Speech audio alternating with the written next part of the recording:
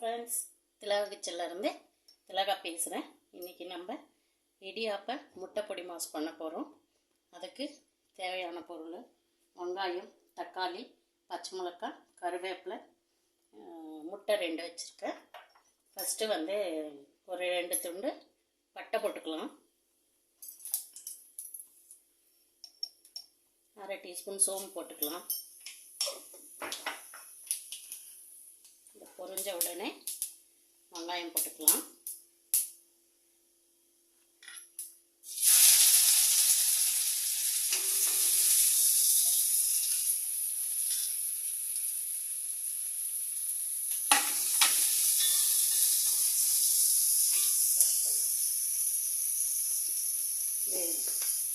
கொஞ்சம் சால்ட் போட்டுக்கலாம்.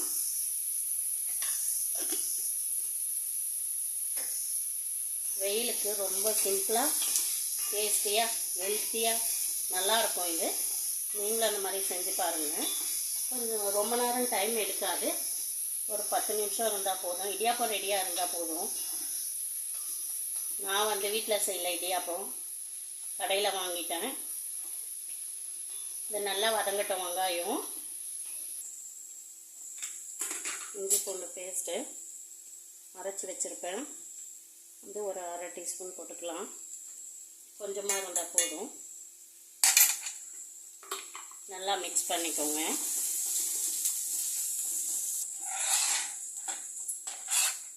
கருவேப்பிலை கொஞ்சம் போட்டுக்கலாம். 2 பச்சை மிளகாய் போடுறேன். வெங்காயம், தக்காளியெல்லாம் நம்ம இடியாப்பம் எடுக்கிற அளவை பொறுத்து நான் ஒரு 5 இடியாப்பம் இருக்குது. அந்த இடியாப்பத்துக்கு 2 முட்டை, 2 வெங்காயம், 1/2 தக்காளி அளவு எடுத்துருக்கேன்.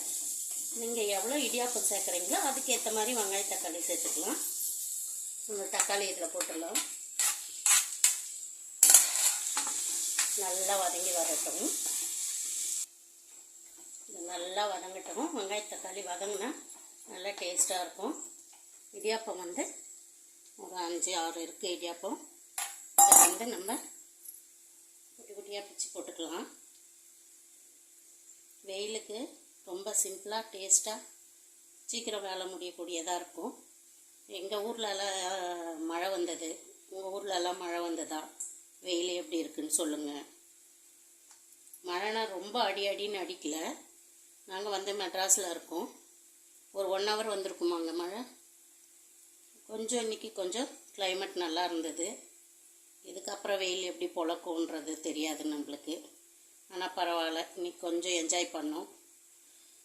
பிச்சு போட்டுக்கலாம். அந்த மாதிரி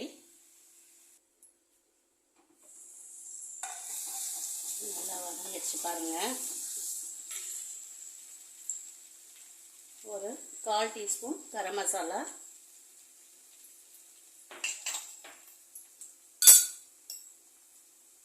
மஞ்சத்தூள் 1/4 டீஸ்பூன். 1/4 டீஸ்பூன் போட்டால் போதும்.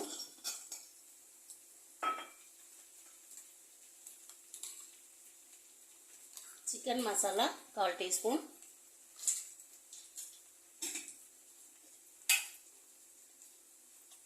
வீட்டு மிளகாய் தூள் 1 டீஸ்பூன். நல்லா மிக்ஸ் பண்ணிக்கலாம்.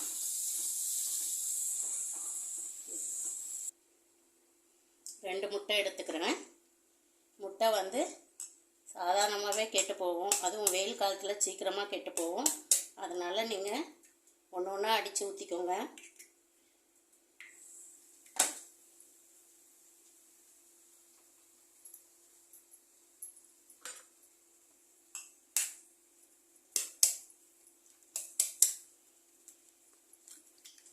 பரவாயில்ல திலகா, நல்ல மனசுக்கு முட்டை கெட்டு போகலாம்.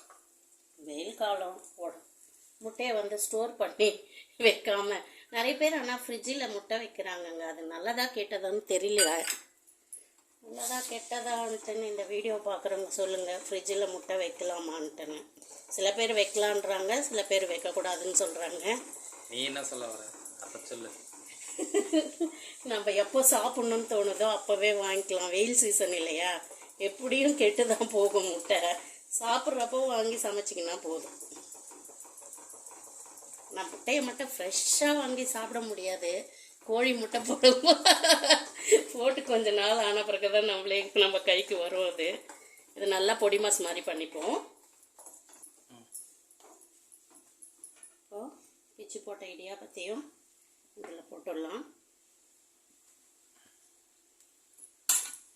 நல்லா நம்மளால் பரோட்டா கொத்துவோம்ல, அந்த மாதிரி கொத்த முடியாது, கிண்டி விடலாம். நல்லா அந்த முட்டையும் இடியாப்பமும் நல்லா மிக்ஸ் ஆகணும். வெயில் காலமாக இருந்தால் கூட இந்த மாதிரி சுட சுட சாப்பிட்டோன்னு வச்சுக்கோங்க, எவ்வளோ அமிர்தமாக இருக்கும் இல்லைங்க. ஆனால் நானே செஞ்சு சாப்பிட்றதுனால கஷ்டமாக இருக்குது. யாருன்னா செஞ்சு கொடுத்தா நல்லா உட்காந்து சாப்பிடுவேன். ஏன்னா வாயே காணோம். உனக்கு தேவையான ஐட்டம்னா கிழியும் வாய், உனக்கு பிடிக்காதுன்னவே வாயை மூடிட்டு இருக்க. என்னங்க முடியல, வெயிலுக்கு முடியலையா? ஜூஸ் போட்டு கொடுக்கவா? என்ன ஜூஸ் போட்டு கொடுக்கட்டும்? கொஞ்சம் உப்பு கம்மியாக இருக்குது, போட்டுக்கலாம்.